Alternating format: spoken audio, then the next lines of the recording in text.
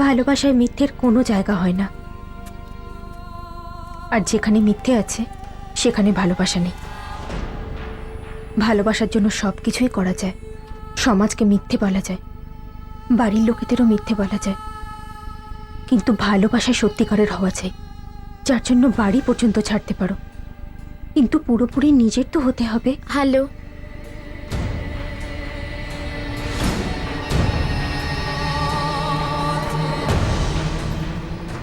ভালোবাসার নৌকো বিশ্বাসের স্রোতেই বয়ে যায়, আর যদি নিজেরই কেউ সেই নৌকোয় ছিদ্র করে দেয় তবে সেটা কেমন ভালোবাসা? আর নৌকোই বা কিরকম? এই প্রেম কাহিনীর পিছনে বেশ একটা বড় সড় ষড়যন্ত্রের জাল ছিল, কিন্তু সেই ষড়যন্ত্রের জালটা আমাদের সামনে আসছিল না। আমাদের পুরো তদন্তটা একটা অন্ধ গলিতে গিয়ে ঘুরপাক খাচ্ছিল। আমরা আসলে এটা জানবারই চেষ্টা করছিলাম যে এই কেসে আসলে হয়েছিলটা কি, আর এই কেসে আসলে কে কে জড়িয়ে রয়েছে। আর বলো না, এত বৃষ্টি হয়েছে, ভগবান যে কি চায়। এসো, এই দেখো, বাঁধের দেওয়ালটা যতটা ভাঙা আছে না, ব্যাস শুধু এইটুকুই মেরামত করতে হবে। ঠিক আছে বাবু, কালকের মধ্যে হয়ে যাবে তো? কালকে তো হবে না বাবু, কাজটা তো অনেক, কমসে কম 2-3 দিন লাগবে, আর ইটও তো আনতে হবে। আরে ইট তো মুন্না নিয়ে আসছে, আগে কাজটা তো শুরু করো।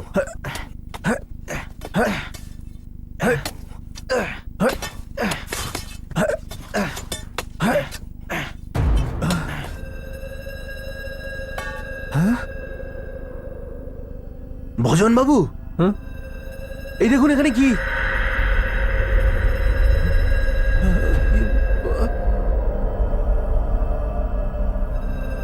মোড়ল মশাই,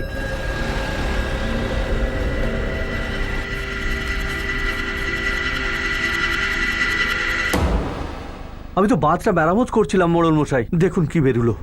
হে ভগবান, তোরা দুজন লাশটা বার করার চেষ্টা কর, আমি পুলিশকে খবর দিচ্ছি। আর শোনো, তুমি একটু দেখো। আরে ভাই সাবধানে।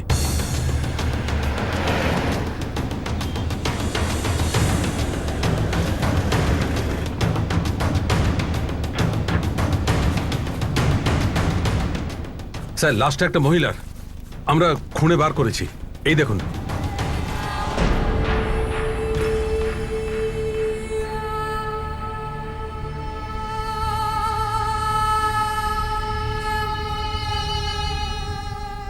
গত 5 দিন ধরে এত বৃষ্টিপাত হচ্ছে, আর জমিতে এসে দেখলাম কি বাঁধের দেওয়ালটা ভেঙে গেছে। ওটা ঠিক করানোর জন্য কৃষ্ণ আর রামুকে নিয়ে আসলাম, তো দেখলাম একটা লাশ পুঁতে দেওয়া আছে। তারপর আমি পাশ দিয়ে আরো খুঁড়িয়েছি। আপনারা কেউ চেনেন ওকে? বডিকে বাইরে আনো, সাবধানে। মুখটা এমন নষ্ট করে দিয়েছে যে চেনাই যাচ্ছে না। যুবতী মেয়ে মনে হচ্ছে স্যার। ভজন, তোমার খেতে কেন পুঁতে দিল ওকে? এ ব্যাপারে আমি কি বলতে পারবো স্যার? গত 5 দিন ধরে তো মন্দিরপুর জলে ডুবে আছে, সব কাজকর্ম বন্ধ। এত বৃষ্টির মধ্যে একে কে আমার জমিতে পুঁতে দিয়ে গেল স্যার? আমি কি করে বলবো? স্যার, কোনো আইডেন্টিফিকেশন নেই, বডি একদম ডিকম্পোজড হয়ে গেছে।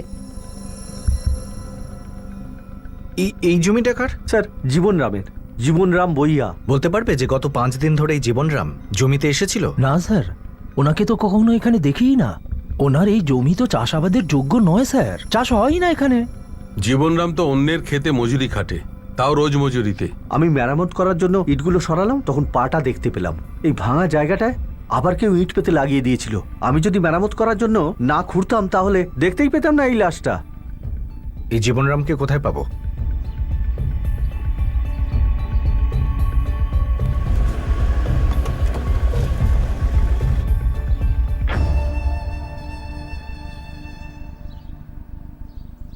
তুমি জীবনরাম?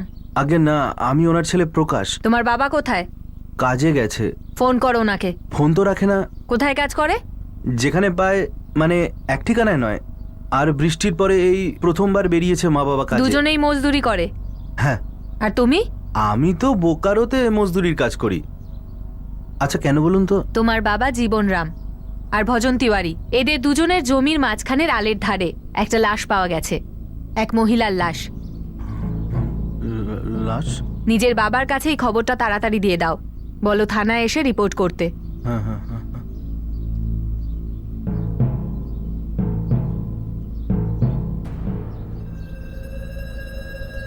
এই যে মেয়েটার ছবি, মুখটা নষ্ট করে দেওয়া হয়েছে।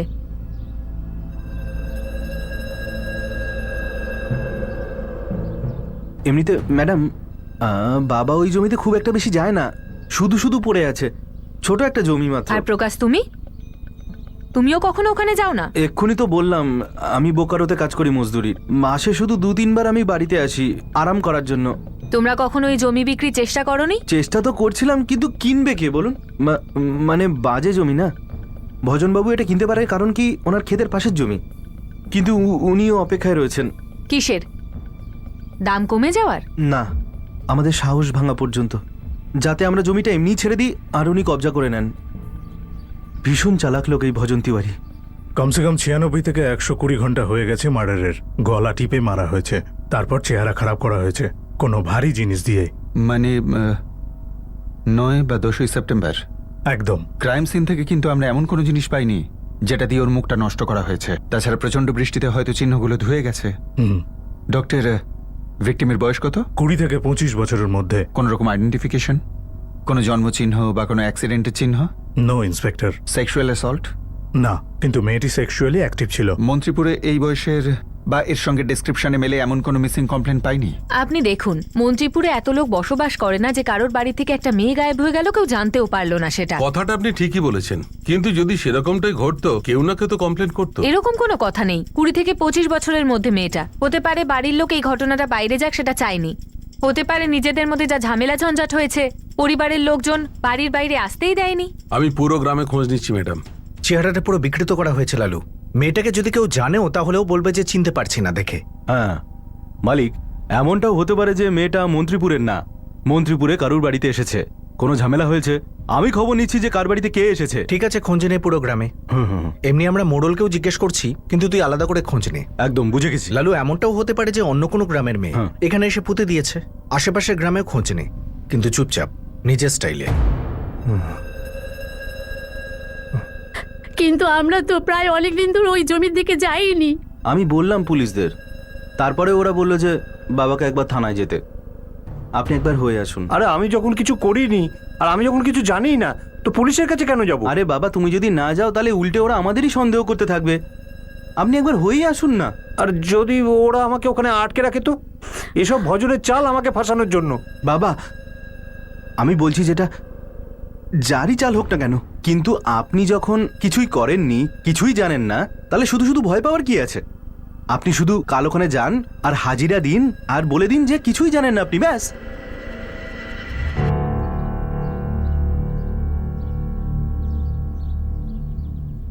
আরজু, তুই কিছু বলেছিস ওকে? আরে আমি কি বলবো, আমি তো কিছুই জানি না। তুই কিছু জানিস নাকি? আমি কি করে জানবো বল? তুইও না?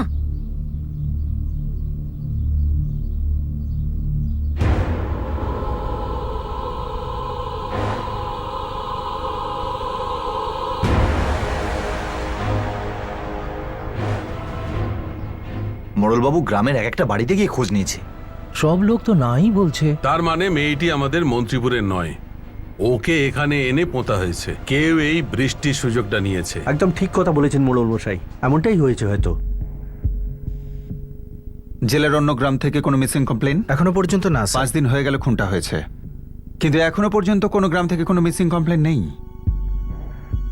হতে পারে বাড়ির লোক ইচ্ছে করে কমপ্লেন করেনি। স্যার, আশেপাশে সব গ্রামেই পোস্টার লাগানো হয়েছে। লালু আর ওর ছেলেরা গ্রামে গ্রামে ঘুরছে। আশা করা যাচ্ছে যে মেয়েটার কাপড় দেখে কেউ চিনবে, অভিযোগ না হলেও। তুমি তো এমন ভাবে ভয় পাচ্ছ জীবনরাম, যেন তুমি সবকিছু জানো। না না ম্যাডাম, আমি ওই মেয়েটাকে একেবারেই চিনি না। চেহারাটা একবার না দেখেই তুমি কি করে বুঝলে যে মেয়েটাকে তুমি চেনো না? মানে আসলে ম্যাডাম, আমি জানি না যে ওই লাশটাকে কে ওখানে পুঁতে দিয়েছিল। জীবনরাম, তোমার জমিতেই ওরা রাখবে কেন? যেখানে পোতা হয়েছিল সেটা তো মাঝের অংশ, আর ওইটা তো ভজনই বানিয়েছিল। আমার তো সাধ্যই নেই যে ওই সব বানাতে পারবো, আর না আমাদের এটার প্রয়োজন আছে, কারণ আমরা কিছু পাই না ওখান থেকে। বলছো আলটা ভজন তিওয়ারি বানিয়েছিল, তাহলে আলের নিচে ওই লাশটাও ভজন তিওয়ারি রেখেছে, এটাই বলতে চাইছো তুমি? আরে না না না ম্যাডাম, আমি কিছুই বলতে চাইছি না, আমার কিছু জানাই নেই। খুবই গরিব মানুষ, খুব ভয় ভয় আছে এই কথাটা শুনে যে এত ভয়ঙ্কর কাণ্ডটা ঘটেছে? এই কাণ্ডটা না ভজন তিওয়ারি করেছে না জীবনরাম ভুইয়া। লালু, খুন কে করেছে, কেন করেছে, এটা পরের কথা। আপাতত তুই এই খোঁজটা নে যে মেয়েটাকে। মন্ত্রীপুরের আশেপাশে 30টা গ্রাম আছে, আর 30টা গ্রাম খুঁজতে তো খানিকটা সময় লাগবে। আর এখনো পর্যন্ত কোনো মেয়ের হারিয়ে যাওয়ার খবর তো আসেইনি। কিন্তু আমার তো পুরো ডাউট হচ্ছে স্যার যে এই মেয়েটাকে মন্ত্রীপুরের বাইরে থেকে নিয়ে আসা হয়েছে, জীবিত বা মৃত।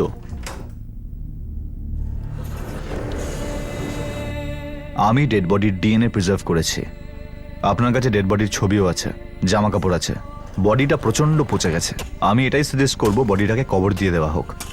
পরে প্রয়োজন পড়লে খুঁড়ে বার করাও যেতে পারে, অন্তিম সংস্কার করা যেতে পারে।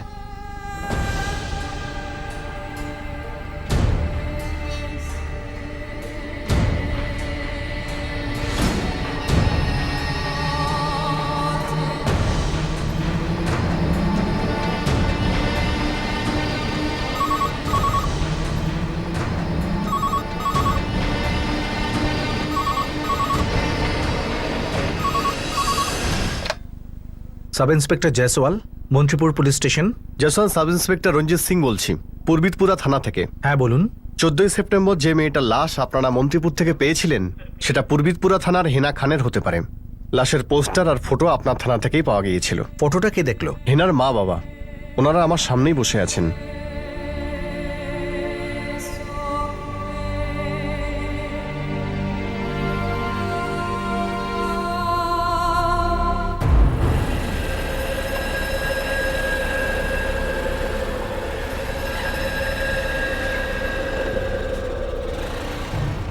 নমস্কার বিমলা দিদি। আরে কেমন আছো বরুণ? তারপর? ব্যাস চলে যাচ্ছে। আরে দিদি, আদিকে আমি স্কুলে ছেড়ে দিই? হ্যাঁ হ্যাঁ মা, আমি বরুণ দাদার বাইকে যাব। চলাই। আচ্ছা ভালো হয়েছে তুমি এসে গেছো, আমিও মার্কেটিং করার সুযোগ পেয়ে গেলাম। বাই বাই মা, সাবধানে যাবে।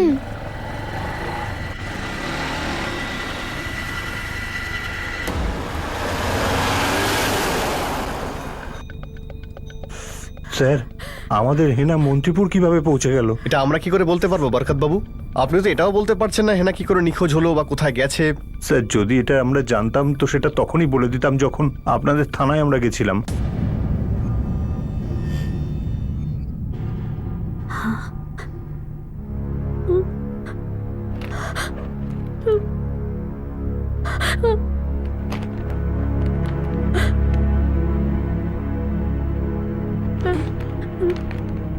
স্যার, এটা আমার হেনা। হেনা এই পোশাক পরে বেরিয়েছিল? না, কিন্তু এটা হেনাই। আমি ওর মা, চিনতে পারছি। 7ই সেপ্টেম্বরে হেনা সকালে বাড়ি থেকে কলেজের জন্য বেরোয়। এখানে মন্ত্রীপুরে কি করে আসলো জানি না। আব্বু, আমি কলেজ যাচ্ছি। সাবধানে যাস না। আমি কলেজে যাচ্ছি। 14ই সেপ্টেম্বর লাশটা পাওয়া গেছে। পোস্টমর্টমের রিপোর্ট অনুযায়ী খুনটা 9 বা 10ই সেপ্টেম্বর হয়েছিল। স্যার, হেনা একদিনের জন্য বাড়ি ছেড়ে বাইরে থাকেনি। স্যার, হেনার ফোন সুইচ অফ ছিল। ওর ফোন আমি ট্র্যাক করেছি।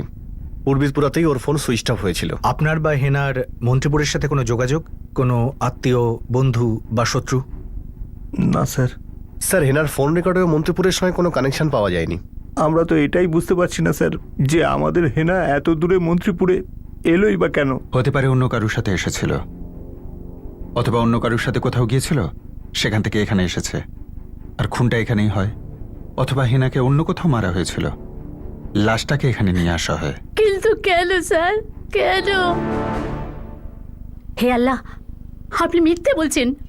এইসব কি নোংরা কথা কি বলছেন আপনি? আমাদের কাছে পোস্টমর্টম রিপোর্ট আছে, আমাদের ভুল হওয়ার কোনো চান্স নেই। আপনার হেনা কুমারী ছিল না, শারীরিক সম্পর্ক ছিল ওর। খোদার দোহাই, মিথ্যে বলবেন না। আমার মেয়ের সঙ্গে কারুর কোনোদিনও অবৈধ সম্পর্ক ছিল না, এটা হতেই পারে না। স্যার, হেনা কলেজে পড়তো। হেনার বাবা মা বলছে হেনার সঙ্গে কোনো ছেলের সম্পর্ক ছিল না, কিন্তু স্যার নিশ্চয়ই ছিল। হেনার কলেজের 2 বন্ধু নাগমা সাহেদ আর আর্য মির্জার সঙ্গে কথা বলেছি। দুজন স্কুল থেকেই হেনার ফ্রেন্ড ছিল। কি বললো? স্যার, ওরাও জানে না হেনার কোনো বয়ফ্রেন্ড ছিল বলে। দুজনে অস্বীকার করছে স্যার। কিন্তু হেনা সেক্সুয়ালি অ্যাক্টিভ ছিল। সিং, নাগমা আর আরজুর সাথে আবার কথা বলো। হেনার কলেজের দুই বন্ধু নাগমা সাহেদ আর আর্য মির্জার সঙ্গে কথা বলেছি। দুজন স্কুল থেকেই হেনার ফ্রেন্ড ছিল। কি বললো? স্যার ওরাও জানে না হেনার কোনো বয়ফ্রেন্ড ছিল বলে, দুজনে অস্বীকার করছে স্যার। কিন্তু হেনা সেক্সুয়ালি অ্যাক্টিভ ছিল। সিং, নাগমা আর আরজুর সাথে আবার কথা বলো। স্যার এটা ঠিক হচ্ছে না। আপনি বলেছিলেন শুধু একবার কথা বলবেন, যা যা বলার ছিল আমি বলে দিয়েছি। আপনি তাহলে আবার কেন ডাকছেন? নাগমাই কেসটার মিসিং কেস নেই, এটা মার্ডার কেস। কিন্তু ম্যাডাম, আমার কাছ থেকে তো নতুন কিছু জানতে পারবেন না। আর হেনার সাথে যা কিছু হয়েছে তার জন্য আমি চিন্তায় আছি। কিন্তু আমাকেও আমার নিজেরটা দেখতে হবে, বাবা মাকে জবাবদিহি করতে হবে। আচ্ছা, তুমি নিজের বেস্ট ফ্রেন্ডের খুনিকে ধরতে সাহায্য করবে না? কেন নয় ম্যাডাম, কিন্তু আমি আর নাগমা এখনো পর্যন্ত কিছু বুঝতে পারছি না যে হেনা আমাদের না বলে বাড়ি থেকে বেরিয়ে গেছে। অপহরণ করে নিয়ে গেছে আমাদের মেয়েকে কেউ, তারপর খারাপ কিছু করে মেরে ফেলেছে, তারপর কবর দিয়ে দিয়েছে। দেখুন, এমন হওয়াটা খুব অসম্ভব। লাশের ওপর কোনো জোর জবরদস্তি হয়নি, আর মেডিকেল রিপোর্টেও এমন কিছু সামনে আসেনি। হয়তো অজ্ঞান করে জবরদস্তি করেছে। আর এই যে সম্পর্ক টম্পর্কের কথা বলছেন না আপনি, আমাদের হেনা এরকম করতেই পারে না। আপনি আপনার মেয়েকে বিশ্বাস করেন, ভালো কথা, কিন্তু এটাও ঠিক যে ও আপনাদের কাউকে কিছু না বলে বাড়ি ছেড়ে চলে গেছিল। আর হেনার ফোন রেকর্ডস থেকে জানা গেছে যে 7ই সেপ্টেম্বর ওর ফোন পূর্বিতপুরায় বন্ধ হয়েছিল। আর পোস্টমর্টেম রিপোর্ট থেকে জানা গেছে যে ওর সাথে কারোর সম্পর্ক ছিল। পুরো সম্ভাবনা আছে এই খুন ওই সম্পর্কের পরিণতি। বারকাত আর আবিদার ডিএনএ স্যাম্পল ল্যাবে পাঠিয়ে দিয়েছি। ব্লাশের ডিএনএ সাথে ম্যাচ করানো হচ্ছে। ডিএনএ রিপোর্ট আসার আগে হেনার পুরো ব্যাকগ্রাউন্ড রিপোর্টটা চাই। স্যার হেনার দুই ফ্রেন্ডস নাগমা আর আরজু আমাদের প্রশ্নে টেন্সড হয়ে গেছে। আমি জানি না আরজু বারবার কেন থানায় ডাকছে আমাদের।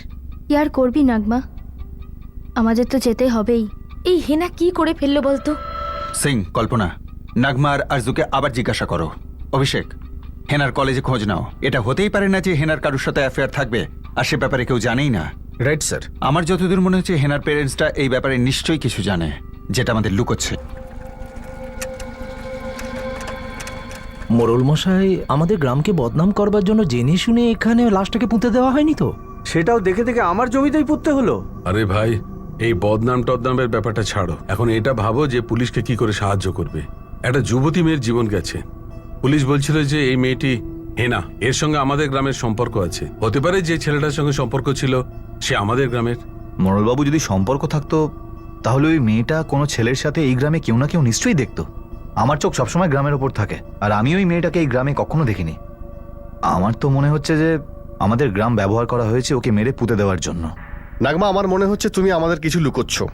এটা হতেই পারে না যে হেনা তোমাকে কখনোই কিছু বলেনি। আমায় কিছু বলেনি স্যার, সত্যি আমায় কিছু বলেনি। খুব ভয়ঙ্করভাবেই মারা হয়েছে তোমার বান্ধবী হেনাকে। ও হয়তো কোনোদিন ভাবতেই পারেনি যে সম্পর্কেও ছিল সেটা এত ভয়াবহ হতে পারে। আমি আবার বলছি, আর এটাই বলতে থাকবো যে আমাকে হেনা কিছু বলেইনি কখনো।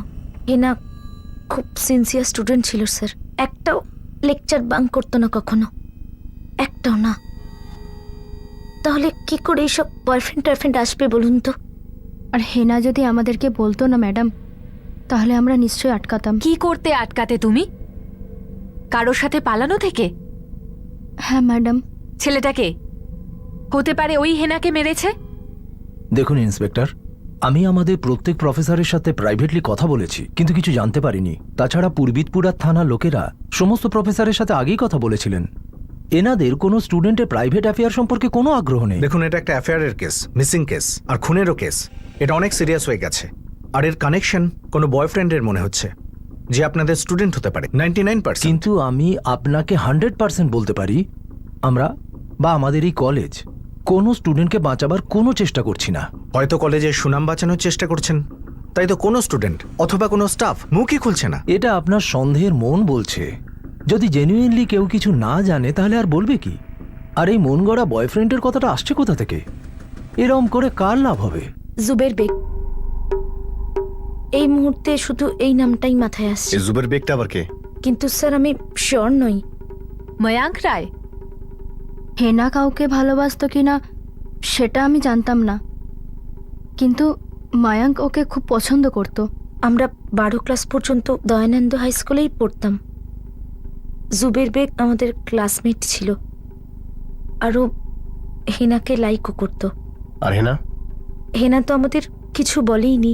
কিন্তু আমি এটা জানি যে জুবের হেনাকে প্রপোজ করেছিল।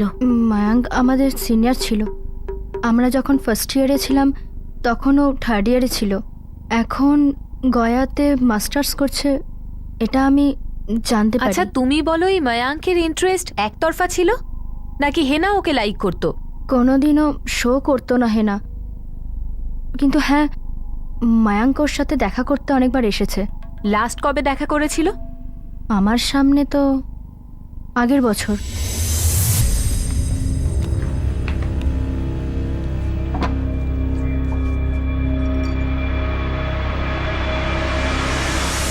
পুলিশের কোনো খোঁজর? পুরো পাড়াতে জিজ্ঞাসাবাদ করে বেড়াচ্ছে আমাদের হেনা সম্পর্কে। এমন কি আছে যেটা ও জানতে পারবে কিন্তু আমরা জানি না? পুলিশকে নিজেদের কাজ করতে দাও, কিন্তু আমাদের মেয়ের কোনো ছেলের সাথে কোনো চক্কর ছিল, এটা তুমি কি করে জানতে পারলে না? হয়তো এরম কিছু ছিলই না, অথবা আমাদের মেয়ে এতটাই পারদর্শী ছিল এই কথাটা গোপন করে গেছে। কিন্তু এখন তো আর বেঁচেই নেই, কাকেই বা কি বলবো? হেনার 6 মাসের ফোন রেকর্ডস কিন্তু জুবের বা ম্যাঙ্ককে শো করছে না। তাহলে আরো 6 মাসের ফোন রেকর্ডস বার করো। দরকার পড়লে গত 3 বছরের ফোন রেকর্ডস চেক করো। স্যার, জুবের আর মায়াঙ্ক এই দুটো ছেলের ব্যাপারে হেনার বন্ধু আরজু আর নাগমা তো কিছু বলেছে, কিন্তু স্কুল আর কলেজে কেউ কিচ্ছু জানে না। লালু খোঁজর কি বলছে? স্যার, পুরো গ্রাম একই কথা বলছে, হেনা বাড়ি থেকে পালাতেই পারে না। বরকত ভাইয়ের মেয়ে হেনা যখন ছোট ছিল তখন প্রত্যেক রবিবার আমাদের এখানে গোশত নিতে আসতো, আর আমিও দেখে দেখে খুব ভালো গোশত ওর জন্য রেখে দিতাম। এই হিনা বাড়ি থেকে পালাতে পারে কি? আমার মন তো বলছে হতেই পারে না। এবার আপনারা অন্য জায়গায় খোঁজ করে দেখুন। যদি কেউ বলে যে হেনার চালচলন ঠিক ছিল না, তাহলে আমার নিজের ওপর থেকে বিশ্বাসটা উঠে যাবে। ক্লাস 10-এ 80%, এইচএসএ 70%-এর বেশি, ইন্টারনাল এক্সামিনেশনে ডিস্টিংশন পেয়েছে, অ্যাটেন্ডেন্স 100%। স্কলার মেয়ে কি প্রেম করতে পারে না অভিষেক? এরকম একটা স্কলার মেয়ে টাইম কোথায় পাবে স্যার? সময় খারাপ ছিল মেয়েটার। ওর প্রেম কাহিনীতে কিছু ঘৃণার টুইস্ট এলো আর ও খুন হলো। জুবের বেগ আর মায়াঙ্কের কি রিপোর্ট? হিনা? কে হেনা স্যার? হেনা খান, পূর্বিতপুরা গ্রামে, যেখানে তোমার বাবা মা থাকে, যেখানে তুমি বড় হয়েছো, যেখানে ক্লাস 1 থেকে 12 ক্লাস অবধি তুমি পড়েছিলে। Dayananda high school. তাও মনে পড়ছে না? পাটনা পুলিশকে পাঠাবো ফটো নিয়ে, তাহলে মনে পড়বে। আচ্ছা, ওই স্কুলের হেনা? হ্যাঁ মনে পড়েছে, কিন্তু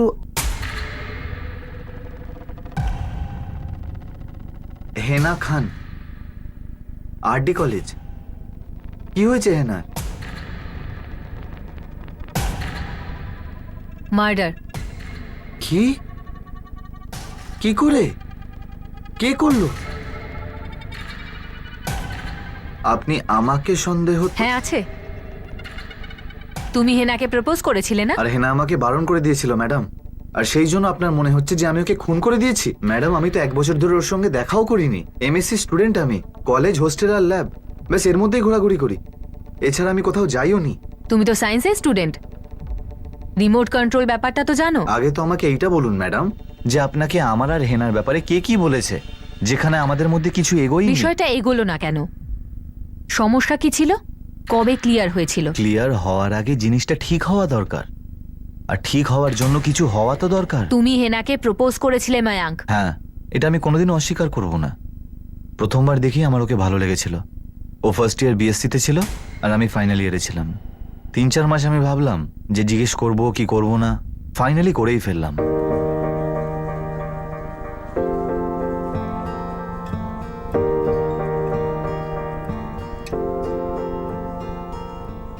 হেনা,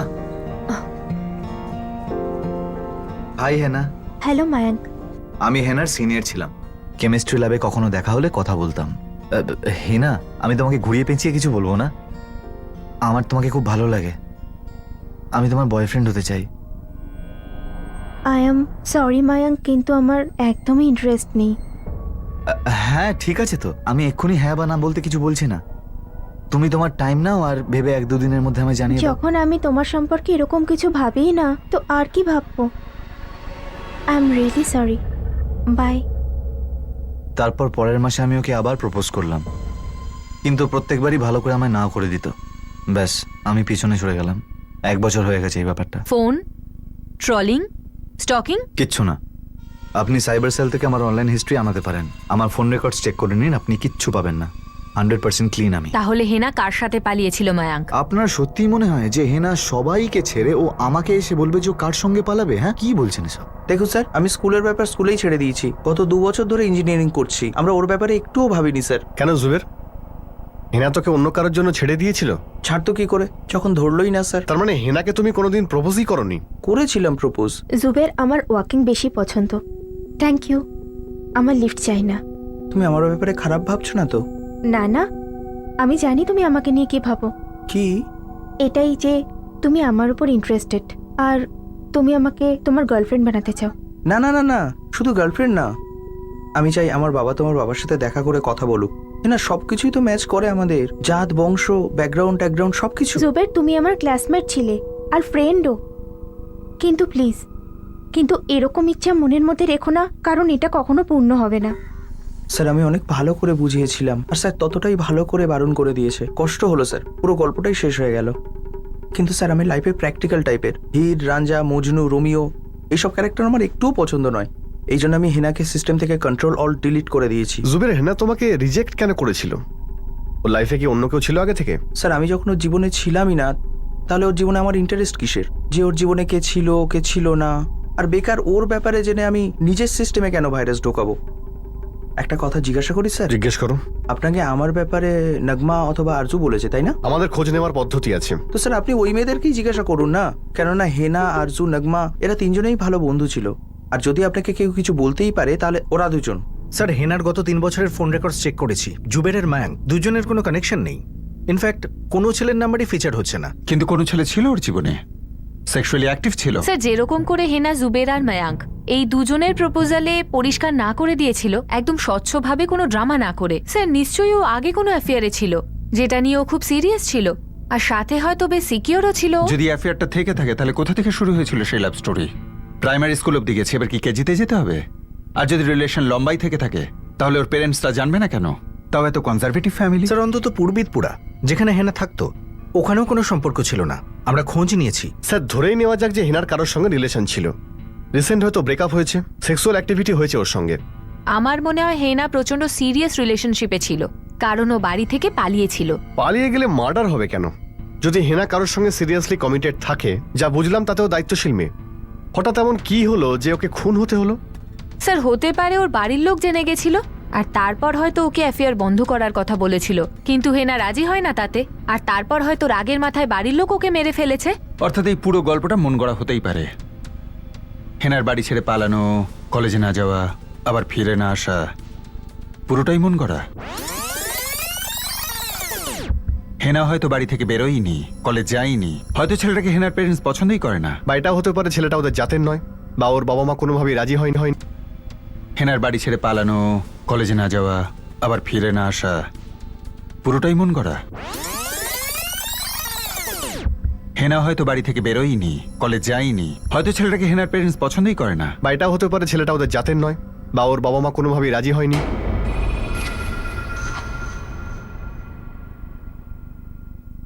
পোস্টমর্টেম রিপোর্ট অনুযায়ী লাশ পাওয়ার 4 দিন আগে হেনা খুন হয়েছিল, কিন্তু নতুন পোস্টমর্টেম রিপোর্ট অনুযায়ী লাশটা পাওয়ার 7 থেকে 8 দিন আগে হেনা খুন হয়, মানে 7ই সেপ্টেম্বরে, যেদিন আপনার কথা অনুযায়ী হেনা কলেজে গিয়েছিল কিন্তু আর বাড়ি ফেরেনি।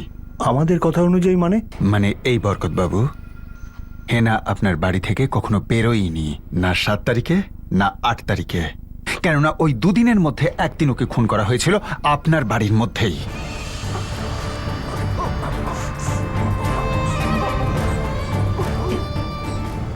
আপনার এলাকায় লাশটা লুকোনো কঠিন ছিল, তাই জন্য হেনার লাশটা মন্ত্রীপুরে আনা হলো, তার মুখটা নষ্ট করা হলো, আর খেতে পুঁতে দেওয়া হলো।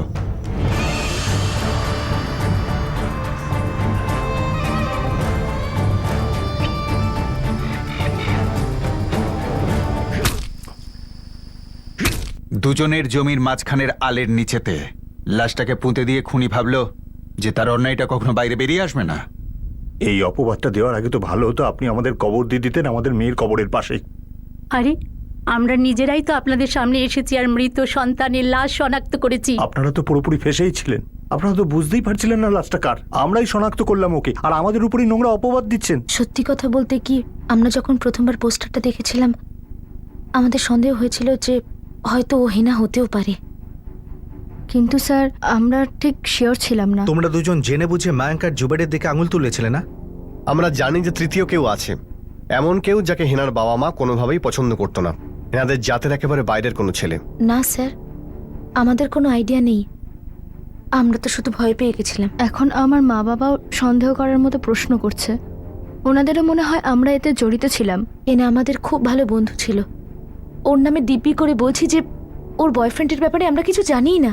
সত্যিটা হলো এটাই যে আপনারা, আপনাদের বাহিনী, আপনাদের খোঁচর, এরা সবাই হলো অপদার্থ, আর নিজেদের এই অপদার্থতা লুকানোর জন্যই আমাদেরকেই নিজের মেয়ের খুনি বলছেন।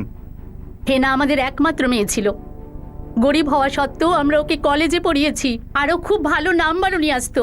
আমরা কৃষক, গরিব, কিন্তু বড় কিছু আশা করেছিলাম মেয়েকে নিয়ে, যে ও কিছু হবে, কিছু করবে। এনাকে অকারণে অসময়ে মেরে ফেলা হলো, আর আপনারা আমাদেরকেই খুনি বলছেন। পুরো পূর্বিকপুরায় এমন একজন ব্যক্তি ধরে আনুন যে বলবে আমাদের মেয়ে কোনো ছেলের সাথে ঘোরাফেরা করতো বা কোনো খারাপ আচরণ করতো, এরকম একজন ধরে আনুন। আরেকটা কথা শুনুন, যদি আমাদের মেয়ে কারুর হাত ধরতো তাহলে আমাদেরকে সবার প্রথমে এসে বলতো। হাত ধরার প্রথমেই বলতো আবিদা, কারণ ও আমাদের মেয়ে। আপনাদের দ্বারা কিচ্ছু হবে না স্যার, কিন্তু এইবার আমরা যাচ্ছি বাইরে, আর নিজেদের মেয়ের খুনিকে খুঁজেই বার করব, আর তারপর সেটাই করব যেটা আমরা সঠিক মনে করব। বসে থাকুন আপনারা এখানে, চলো আবিদা। স্যার, এই অনার কিলিং অ্যাঙ্গেল ধোপে টিকছে না। কেন? নাগমার আর তো কিছু বলেছে? না স্যার, ওরা কিছু বলেনি, কিন্তু এটুকু জানা গেছে 7ই সেপ্টেম্বর হেনা কলেজের জন্য বেরিয়েছিল, কিন্তু কলেজের রাস্তায় যায়। স্যার, আমি অনেক কষ্ট করে খুঁড়ে খুঁড়ে এই খবরটা বের করেছি। 7ই সেপ্টেম্বরে এই হিনাকে হাইওয়ের দিকে যেতে দেখা গেছে। হ্যাঁ, এই ছিল, হাইওয়ের দিকে যাচ্ছিল 7ই সেপ্টেম্বর, আমি দেখেছি। আচ্ছা, এই মেয়েটার সঙ্গে কেউ ছিল কি? একাই ছিল, এই দিকে চলে গেল।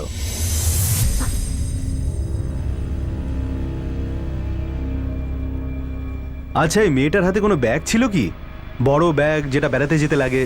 না না, ওর সঙ্গে তো কলেজের ব্যাগ ছিল, বাচ্চাদের কাছে যেমন হয়। এই মেয়েটার জন্য কি কোনো মোটরসাইকেল বা গাড়ি থেমেছিল? কোনো নাম্বার টাম্বার নোট করেছো কি? আরে দাদা, আমি কি নোট করব, আমি কি কোনো গোয়েন্দা? এই মেয়েটা হাইওয়েতে নিশ্চয়ই কারোর সঙ্গে দেখা করেছে, আর ওর সাথেই পালিয়ে গেছে।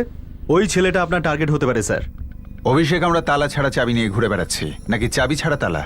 লাশটা শনাক্ত হয়ে গেছে, কিন্তু আমাদের কাছে সেই ইনফরমেশন নেই যে হেনা কেন বাড়ি ছেড়েছিল আর কেন খুন হলো। স্যার, হেনার ব্যাপারে কিছু একটা আছে, এমন কিছু যা চোখে পড়ছে না, এই জন্য ধরতে আর পারছি স্যার, না। সমস্ত সোর্সগুলোকে ট্যাপ করা হয়েছে, স্কুল, কলেজ, এলাকা, কোনো জায়গা থেকে কোনো সূত্র পাচ্ছি না।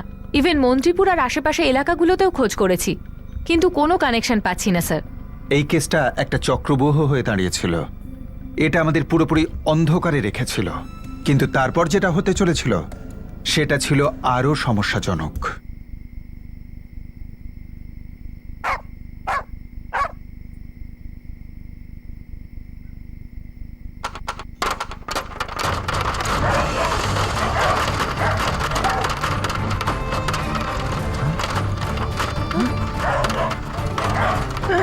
পার্বতী, পালাও!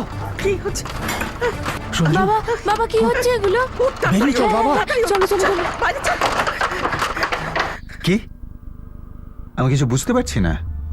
ওরা ওদের মিসিং কমপ্লেন তুলে নিতে চাইছে? হ্যাঁ স্যার, হেনার বাবা বরকত খান এইমাত্র ফোন করেছিল, উনি বলছেন যে হেনা বেঁচে আছে, হেনা ওকে ফোন করেছিল। ওকে, কিন্তু হেনা কোথায়? স্যার, এটা তো ওনারা জানেন না। হেনা ওনাদের ফোন করেছে আর বলেছে যে ও ভালো আছে, বলেছে চিন্তা না করতে। কিন্তু হেনা ফোনটা কোথা থেকে করেছিল?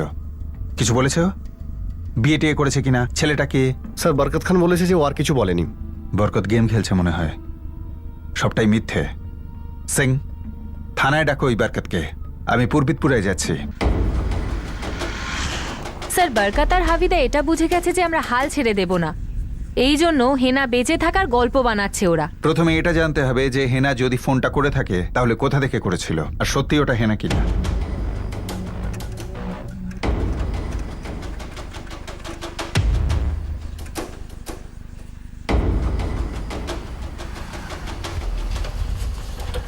স্যার, আপনার হিনার বেঁচে থাকাটা নিয়ে যে ঝটকা লেগেছে, আর এই গ্রামেও সেরকম ঝটকাই পড়েছে। মানে? গত রাতে মন্ত্রীপুরে একটা বাচ্চা হারিয়ে গেছে। তুই অভিযোগ করতে এসেছিস নাকি খবর এনে দিবি? অভিযোগ তো বাচ্চাটার মা বাবা করবেন, আমি শুধু এইটুকুনি বলতে পারবো যে এই বাচ্চাটার হারিয়ে যাওয়ার পিছনে অলৌকিক শক্তির কোনো হাত রয়েছে। কি অলৌকিক শক্তি টক্তি বলছিস? কাল রাতে এই মন্ত্রীপুর গ্রামে অলৌকিক পাথরের বৃষ্টি হয়েছে।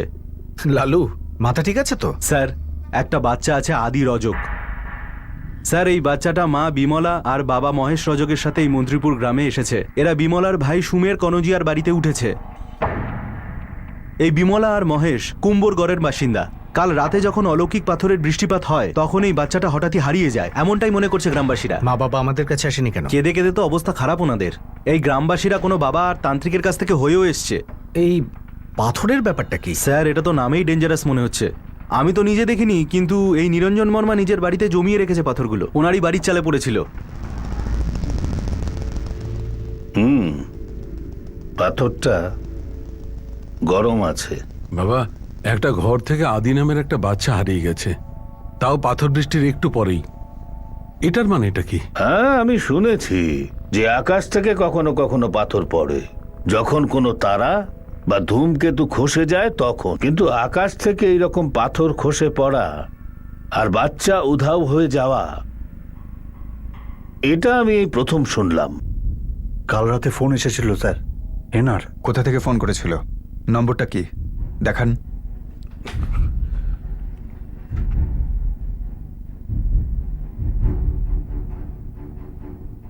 বলছিল যে ও সুস্থ সবল আছে, আমরা যেন ওর কোনো চিন্তা না করি। কিন্তু ও ঠিকানাটা বললো না কেন? জানি না স্যার, আমি তো জিজ্ঞেসও করেছিলাম, কিন্তু ও তো কিছুই বলতে চাইলো না। আমি আর হেনার মা পুরোপুরি অবাকই হয়ে গেছি। আমাদের তো বিশ্বাসই হচ্ছে না যে আমাদের মেয়ে এমন কিছু করতে পারে স্যার।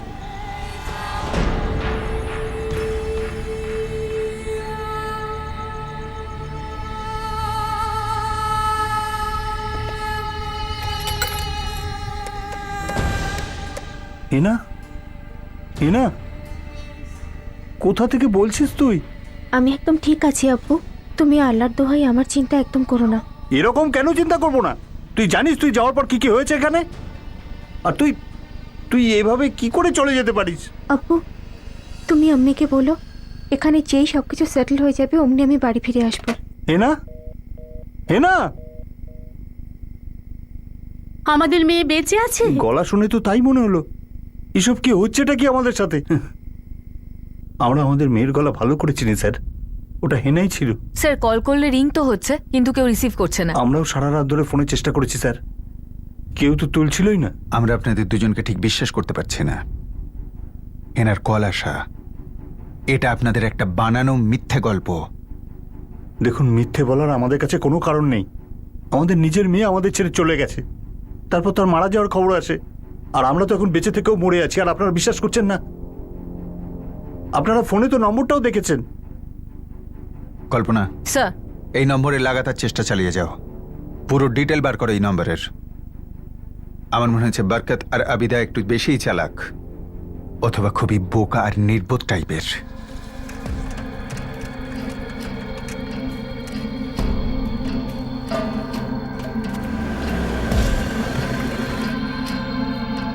ওই যে স্যার, এই হলো বিমলা আর মহেশ। আপনাদের ছেলে গায়েব? আগে আদি নাম ওর। তো অভিযোগ করেননি কেন? ওই আমার শালা আর ওর স্ত্রী গ্রামে আমাদের ছেলেকে খুঁজতে গেছে স্যার। গ্রামবাসীদের সাথে কথা বলছে। ওরা আসার পর আমরা আপনার কাছেই আসতাম। খুঁজতে গেছে মানে কোনো বাবার খোঁজে গেছে নাকি? ওরা এসে গেছে স্যার। নমস্কার সাহেব। এই আকাশ থেকে পাথর পড়া, ছেলের নিখোঁজ হওয়া, অভিযোগ না জানানো, কি চলছে এসব এখানে? সাহেব কিছুই বুঝতে পারছি না। আমরা বাবাজির সঙ্গে দেখা করে আপনার কাছেই আসছিলাম স্যার, বউকে সাথে নিয়ে। আপনারা বাচ্চার ছবি দিন। আগে তুমি আমার মোবাইলটা একটু নিয়ে আসো। হ্যাঁ হ্যাঁ, নিয়ে আসছি। গ্রামের বাইরে থাকেন? আগে স্যার, কালকেই এসেছি সুমেরের এখানে।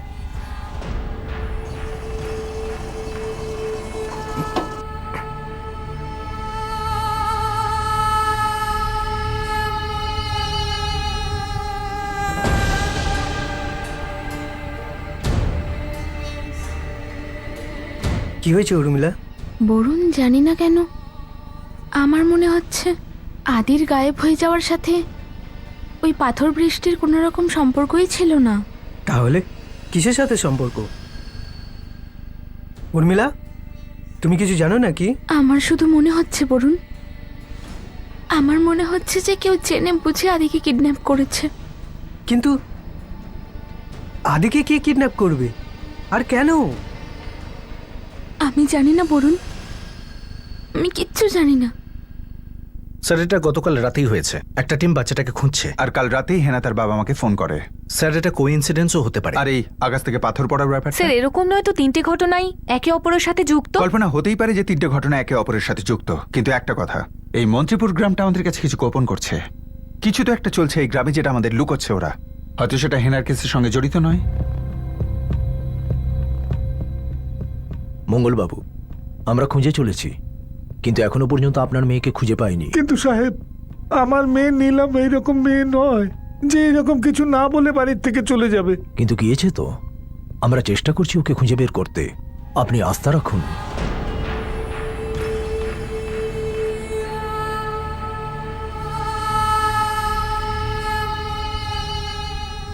হ্যালো,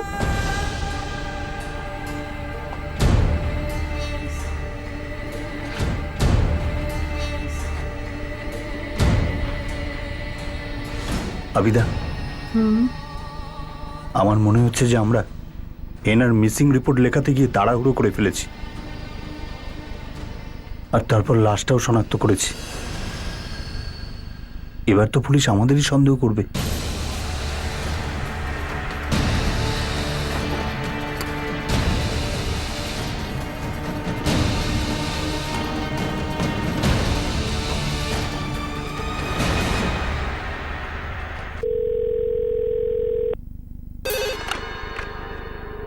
হ্যালো, কোথাকার নাম্বার এটা? কে বলছেন? এটা পিসিও, একটা মুদিখানা দোকানের মধ্যে। আপনার কি চাই বলুন? সাব ইন্সপেক্টর রঞ্জিত সিং, পূর্বিকপুরা থানা, জেলা গয়া। পিসিওটা কোথাকার? এটা রাঁচিতে স্যার। কাল রাতে একটা মেয়ে এখান থেকে ফোন করেছিল, তখন 10টা থেকে 10:30 হবে। বলতে পারবেন মেয়েটা কে ছিল? 10:30টার সময় পিসিও আমার বন্ধ হয়ে যায়। যদি কেউ শেষ সময়ে এসে ফোন করতে চায় তো আমি বারণ করি না। কাল রাতে যে মেয়েটা ফোন করেছিল তাকে আপনি চেনেন? ঠিক মনে আসছে না স্যার। স্যার, বরকত খানের ফোন নাম্বারে রাঁচির থেকে একটা নাম্বারে ইনকামিং কল দেখাচ্ছে, কিন্তু এই পিসির লোকটা বলতে পারছে না যে কলটা কে করেছিল। স্যার হয়তো এটা বরকতের ষড়যন্ত্র। বরকত হয়তো কাউকে দিয়ে ফোন করিয়েছে রাঁচি থেকে ইনভেস্টিগেশনে গন্ডগোল পাকাতে। স্যার হয়তো হেনা সত্যিই মারা গেছে, যাকে হয়তো বরকত নিজে মেরেছিল, নয়তো সুপারি দিয়েছিল। তোমরা দুজন রাঁচিতে যাও আর খোঁজ নাও যে বরকত আর আবিদার সঙ্গে রাঁচির কি সম্পর্ক রয়েছে। খোঁজ নাও যে হেনা সত্যিই মারা গেছে না এটা বরকতের কোনো চাল। ততক্ষণ আমি আর অভিষেক এদিকের মিসিং কেসগুলো ভালো করে দেখছি। জানি না কেন আমার বারবার এটা মনে হচ্ছে যে হেনা খানের কেস আর এই বাচ্চা, মানে যার খোঁজ চলছে, এই দুটো কেস কোনোভাবে জুড়ে রয়েছে।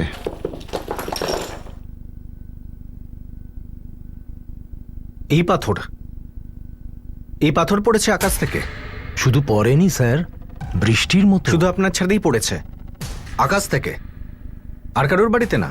আমি আর কি বলবো স্যার, কেন বৃষ্টি, কি করে বৃষ্টি, শুধু এইটুকু বলতে পারি যে ধার ধার ধার ধার ধার ধার এইরকম আওয়াজ হলো। আওয়াজ খুব দূর থেকে শোনা যাচ্ছিল স্যার। আমি তো দৌড়তে দৌড়তে বাড়ির বাইরে চলে এসেছি স্যার। মনে হচ্ছিল যেন বিশাল কোনো তুফান বা ভূমিকম্প। For more updates, subscribe to our channel, click the show links and enjoy watching the videos.